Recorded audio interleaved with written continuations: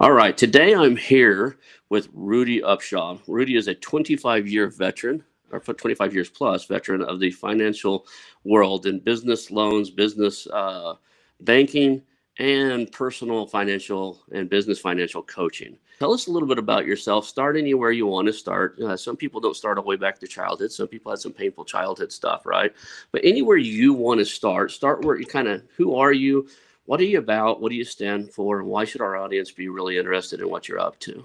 Yeah, absolutely, Ron. Thanks for having me today on the podcast to share a little bit about my experience and background, and hopefully I can add some value to folks that are looking at either purchasing, selling, doing something with their business. So my background, Ron, I'm actually from Arkansas. So I grew up in the Northwest Arkansas area, and gosh, what a great I'm 52, and so growing up in Northwest Arkansas with all the things that were happening around the 70s, the 80s, all the you had the two big industries. Of course, you have the Walmart presence in Northwest Arkansas, and then you have the presence of Tyson and the poultry processing aspect of it. So Northwest Arkansas is a very young community, and so it was a great time for me to grow up in that time period with lots of activity, lots of business things happening in that season. But Ron, I did grow up in a very poor environment, raised by a wonderful single mom. And I don't really ever remember a time that my mom didn't have at least two jobs going on at any given time. I had two siblings that grew up in the same household, and mom was out of the picture quite a bit. She just had to work a whole lot, and so we were left to our own devices to some degree. And growing up in an environment like that, very poor, we had a lot of food insecurity issues as well. And for much of my childhood, probably up into my late teens, really the way that we got food was, I call it dumpster diving. We would go behind grocery stores.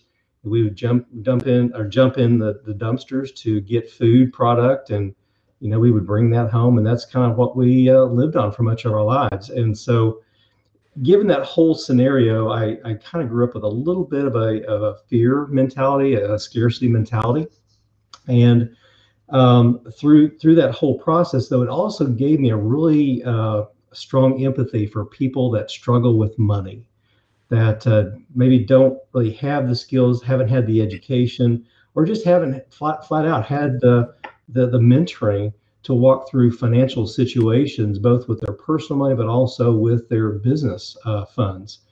And so I committed myself to really understanding how to manage money, how to manage it well, how to save, to be disciplined in, not running after the shiny objects. And so out of that childhood experience, it really kind of set the tone for what I would do later on in life in working with clients with their money, and giving them not just that guidance and the advice from a knowledge perspective, but also that encouragement and that support for, hey, you know what, it's going to be okay. Let's develop a plan, develop a strategy. Let's stick to the strategy. And if we do that, things will work out in your goal setting that you want for yourself, your family, and your business. Ron, kind of giving maybe some of your experience and your background, I've seen it too. It's so very easy for people in business or just in life to let that scarcity mentality convert into a poverty mentality, where I'm fearful of things. I don't think I can have things. So many times people resolve themselves to, this is as far as I'm going to get. There is no other place to go. I'm quote unquote stuck in this role, in this position that I'm in. And that is an absolute lie. What makes a business, let's just jump right into it. What makes a business bankable? Like, if somebody wanted to do what they call a leveraged buyout and they wanted to use a bank to back, part of the purchase, what makes that work? There's a lot of facets to it. The biggest facet is, for it to be bankable, is the business profitable? Number one, just very, very basic, is it making money? But taking that a step deeper, there are a lot of financial foundations that need to be in place. And I would submit to you, Ron, and you've been in this for a while, I wouldn't say the majority, but a high percentage of the clients that I work with on a daily basis, the owners and the leaders of that company may not fully understand the components of their financials. First question I ask is, do you understand your financials? Do you truly understand what's going on in the financials? Because when you go to a sales situation, typically they're going to not just work with a bank, but they're going to work with a CPA, a financial, someone that's very practiced in analyzing the financials of that business, not just for this current cycle that they're in financially, but they're going to review the last, at least the last 3 years to look for trends, to look for, the sustainability of that company, to make sure that that bottom line is that EBITDA structure, does that consistent over time? This last year, when businesses are distressed and people are wanting to retire and not deal with it, their financials were just not really given deep thought, and it's just not to the industry standard. Do you see that a lot too, where it's kind of they're getting by, they're getting whatever the CPA needs to get their taxes done, but it's just not what you expect to see in a business? Yeah, wrong with that question, and it's a disservice from my perspective to that business owner when that occurs. I don't necessarily have a rule of thumb, but I typically like to see if someone is even considering exiting out, if they're looking forward and they're thinking, hey, in the next 5 to 10 years, I would like to transition this business either to family or to someone outside the company.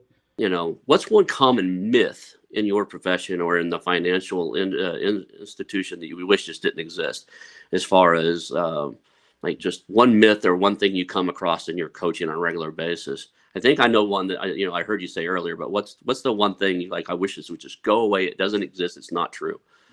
Yeah, I don't know if it's necessarily a myth, but I think it's the thinking of business owners that whatever occurs in the business is independent from what occurs at home. And what I mean by that is, just very, very simple things. I work with business owners that, man, they've got incredible businesses. It's earning good money. It's very sustainable.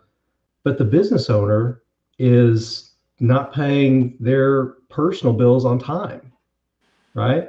And so, the thinking is, well, I don't have to worry about that. I can, let things slide a little bit and it won't affect the business. And it always does. Anything that happens but in the four walls of your house is going to trickle up into the business. So inside of that, do you ever end up needing to coach both the business owner and their spouse, like to bring their spouse on board with the home side? Because it's interesting. The reason I bring that up is if I'm buying a solopreneur's business, even if it's in an LLC and it's a single member LLC, I always want to have a little bit of discussion with the spouse, right? And because, I know and I kind of joke around, like when somebody, says, what are you going to do? I was like, I'm going to ask the boss, right? So I always check with things. It's just marital harmony to make sure that your significant other's on the same page with what's going on. So do you end up having to do that inside of this? How important is that? It's very important. What I'll say is I don't have to do it all the time, but if I am finding that there are some gaps on the personal side that are significant, that maybe the business owner has already identified, or if they haven't identified it, I can see it coming. I see where the landmine is at down the road, and I will quickly engage in a conversation of, what, we can continue down this path. We can do a little bit, but I really feel like that we need to bring your wife, your husband into the conversation, because if we don't, there is an explosion that's going to happen down the road. And I just want to make sure that I'm giving you the best guidance possible. And if they needed to, they're hearing us and they're hearing that the financials are really important to be either bankable or to just get maximum value out of their business. Mm-hmm. What would be, one place that they could start? What's a good place for somebody, a book to read, something to basically take them from,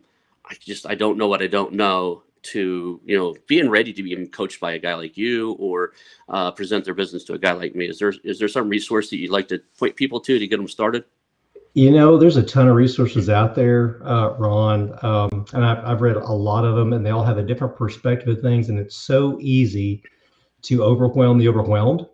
My advice and guidance to them is if they have and honestly, the bank is probably, it's not the first place, and it's probably one of the last places I would advise a business owner to go and have a conversation with. That's probably maybe tier 2, maybe tier 3, just to advise the banker kind of what may be coming down the pike. And so I'd love to ask you, putting yourself on the other side of the desk, being the client, what would trust look like from that perspective, looking at you? And there's kind of a reason I'm asking the question. I'll give you my viewpoint, but I want to kind of hear from your perspective. So trust from that perspective is my job is to listen to what they're up to in the world, what they're trying to achieve, and help them facilitate that. And I can't gain their trust, and they can't gain my trust if all I'm in there to do is talk about my agenda, say buy in the business. I probably have more conversations with people where I don't end up being the guy that's gonna consider buying their business than conversations I do where I am the guy. And it's because I just sat down and like, what are you up to? What are you trying to achieve? And if I'm not the right guy to get you to where you're going on this road of life, then I'm going to put you, I'll connect you to somebody that is. I always tell my clients, freedom is really important in our relationship. So you have the freedom to be very transparent, very honest with me. With many of my clients, well, I would say probably with every one of my clients, if I don't execute an NDA with them, an MNDA, mutual non-disclosure agreement, we have that conversation up front. Some of my clients said, you know what, we don't need to have anything documented. I know who you are. I know what your values are. Anything that we discuss in these four walls, it won't go anywhere. What's the one financial advice you could give somebody if they're looking to, maintain wealth, increase wealth, or even create a legacy? Oh, fantastic question. Thanks, Ron, for asking. Yeah, so I'm actually working with a client right now, and he sold a family-owned business. I think it was in the family for 3 generations. He actually sold it earlier than he intended, and I think there were some health issues that kind of prompted that. But he sold it earlier than he intended, which again goes back a little bit to our conversation about being ahead of that curve well before an event does happen.